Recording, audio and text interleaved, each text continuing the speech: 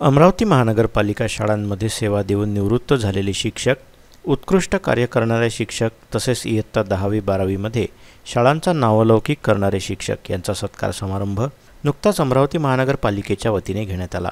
Doctor Sarvepalli Radhakrishnan यांच्या जयंतीनिमित्त दरवर्षी शिक्षक दिन 5 सप्टेंबर रोजी साजरा करण्यात येतो। स्थानिक क्षितिज पॅलेस येथे मनपा शिक्षण विभागाच्या वतीने आयोजित कार्यक्रमात अध्यक्ष म्हणून मनपा आयुक्त श्री सचिन कलंत्रे, शिक्षण उपसंचालक शिवलिंग पटवे, सहाय्यक आयुक्त नंदकिशोर तिकिले, सुभाष जानोरे, भूषण पुसतकर, दीप्ती गायकवाड, शिक्षणाधिकारी डॉक्टर प्रकाश मेश्राम, पशुशल्य चिकित्सक डॉक्टर सचिन बोंद्रे, उपअभियंता लक्ष्मण पावडे, उद्यान अधीक्षक श्रीकांत गिरी तसेच पुरस्कार निवड समितीचे श्री प्रवीण दिवे, असरार अहमद, मंजू आडवाणी हे उपस्थित होते।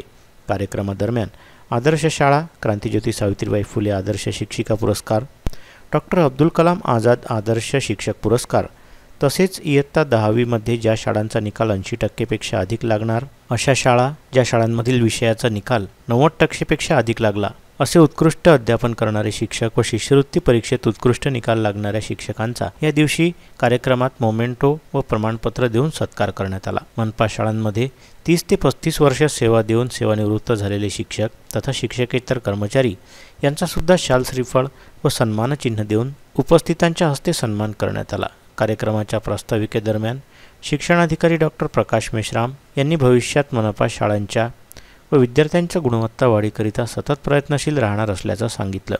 अमरावती महानगरपालिका अंतर्गत येणारे शिक्षक उत्कृष्ट कार्य करत असल्याचे सुतोवाच शिक्षण उपसंचालक शिवलिंग पट्टू यांनी आपल्या भाषणात केले।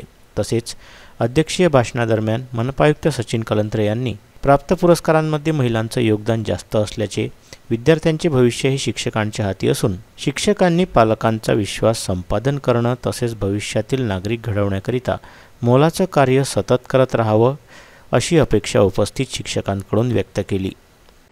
पटसंख्या वाढते म्हणजे काय, पटसंख्या वाढण्यामागची भूमिका काय आणि त्याचं कारण काय याची मीमांसा जेव्हा आपण करतो तेव्हा निश्चित हेच दिसतं की एकतर आपले गुरुजन चांगले आहेत, शिकवणारे जे काही शिक्षिका आहेत, शिक्षक आहेत, अतिशय चांगल्या तऱ्हेने शिक्षण देत आहेत आणि ते विद्यार्थी घेत आहेत आणि पालकांचा त्यांच्यावर विश्वास आहे।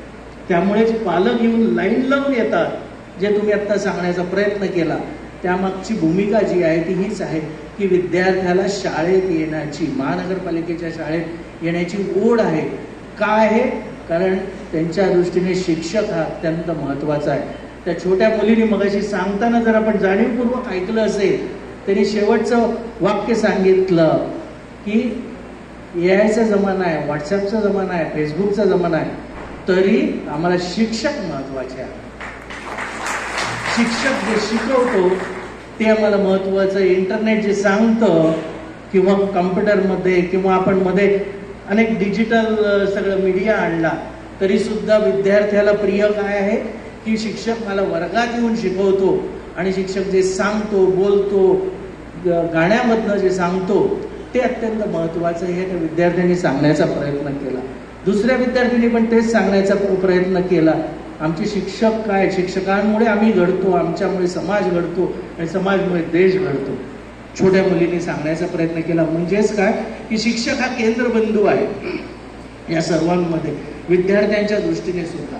तर तो एक महत्त्वाचा मुद्दा एनरोलमेंटच्या दृष्टीने होता। दुसरा महत्त्वाचा मुद्दा आला की आपण मूल्याधिष्ठित शिक्षण कशा तऱ्हेने देत आहोत ह्याचं पण मी उदाहरण देतो की बऱ्याच वेळा माझ्याकडे लोक येतात, मग लोकप्रतिनिधी असतील, काही सामाजिक कार्यकर्ते असतील, पालक असतील, बऱ्याच वेळा माझ्याकडे तक्रार घेऊन येतात, साहेब आम्हाला या शाळेची सुधारणा करून द्या, आम्हाला शाळेत घालायचं आहे विद्यार्थ्यांना, आम्हाला ABCD तिथं शिकली पाहिजे, आम्हाला इंग्रजी शिक्षणाचे धडे सुद्धा मिळाले पाहिजेत, अशा करता पालक इथे येतात आणि त्यांना पुस्तकं द्या, वह्या द्या, त्यानंतर बाकी गणवेश द्या, आम्ही यायला तयार आहोत। हे पालक सांगतात, समाज सांगतो, ज्या विविध संस्था आहेत, मग लोकप्रतिनिधी आहेत ते जाणीवपूर्वक सांगतात। म्हणजेच त्यांच्या भूमिका हीच आहे की महापालिकेच्या शाळेमध्ये अजून शिक्षणाचा दर्जा उंचावला पाहिजे, आमच्या शाळा चांगल्या आहेत, आमच्या चांगल्या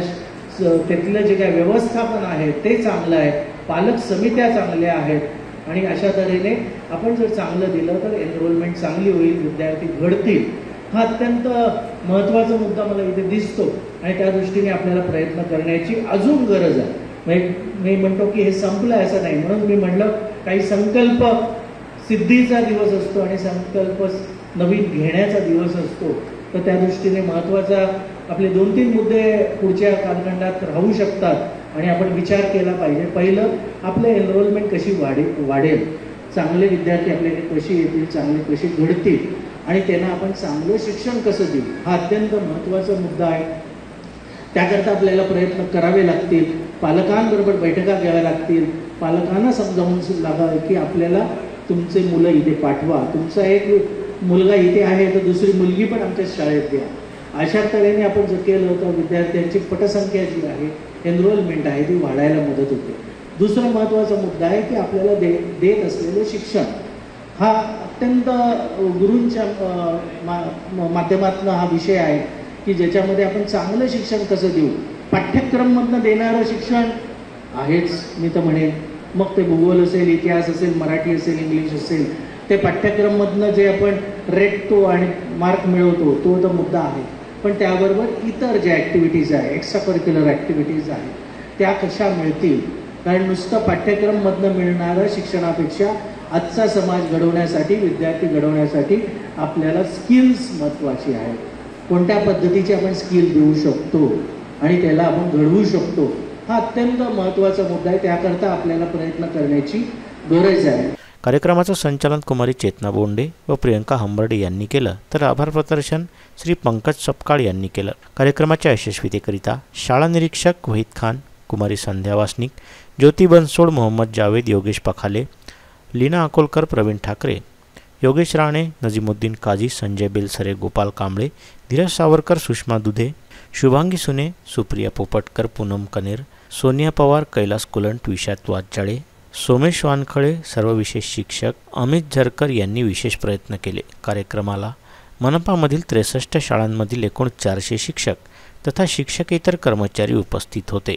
यावेळी आदर्श शाळा म्हणून मनपा उच्च प्राथमिक शाळा नंबर 14 वडाळी, मनपा उच्च प्राथमिक उर्दू शाळा क्रमांक 8 जमील कॉलनी यांना पुरस्कार देण्यात आले. तसेच आदर्श शिक्षक हाफिज खान बिस्मिल्ला खान आणि आदर्श शिक्षिका फरीदा यास्मिन मोहम्मद लतीफुद्दीन यांना पुरस्कार देण्यात आला. व्हिडिओला लाईक करा, शेअर करा. मंडल न्यूजच्या यूट्यूब चॅनलला सबस्क्राईब करा. फेसबुक व इंस्टाग्रामला फॉलो करा.